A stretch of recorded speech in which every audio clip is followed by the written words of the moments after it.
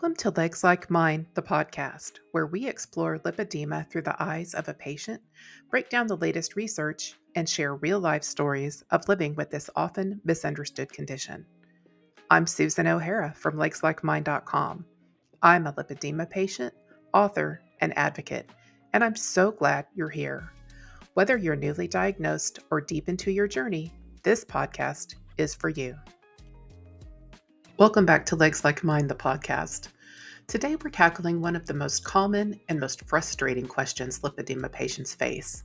How is lipedema different from obesity?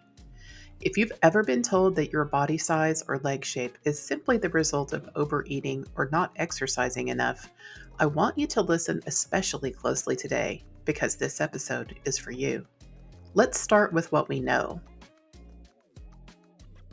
Lipedema is a chronic fat disorder, and it's not the same as being overweight or obese.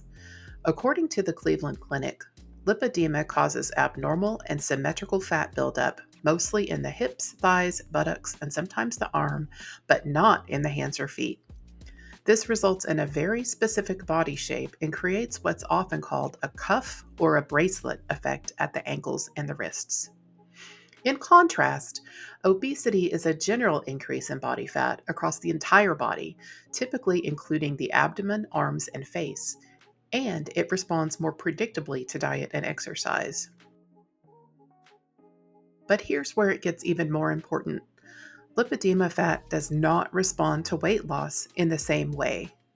You can restrict calories, exercise, lose weight in your upper body, but those legs, they don't budge. And that's not your fault, it's the disease. Lipedema fat is also often painful to the touch, causes easy bruising, and makes the legs feel heavy or achy, especially at the end of the day. Obesity on its own doesn't typically cause that kind of pain or tenderness. I can't tell you how many women I've talked to who were dismissed by doctors, told to just lose weight when in reality they were dealing with a completely different medical condition. Many of us were misdiagnosed for years, sometimes decades. What's worse is that lipedema often coexists with obesity, especially as the disease progresses and mobility decreases. But the lipedema itself will remain even if you lose significant weight elsewhere. So if you're thinking, this sounds like me, you are not alone, and you are not imagining things. We need more doctors to understand this distinction. We need more researchers to study it. And we need more patients like you and me to raise our voices and tell our stories. If you're looking for a place to start, the American Lipedema Association has a great resource list to help you find informed providers and learn more about diagnostic criteria. We'll keep talking about this in future episodes, but here's the bottom line for today.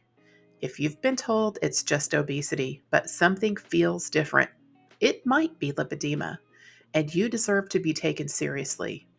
Thanks for listening to Legs Like Mine, the podcast. Until next time, take care of yourself and your legs. If this episode spoke to you, or if you've ever felt unheard on your lipedema journey, please know this. You are not alone. We're in this together, and we're not stopping here. Drop a comment below. I'd love to hear your thoughts. And don't forget to like and subscribe so you never miss an episode. Thanks for listening. I'm Susan O'Hara from LegsLikeMine.com. Be kind to yourself and keep going.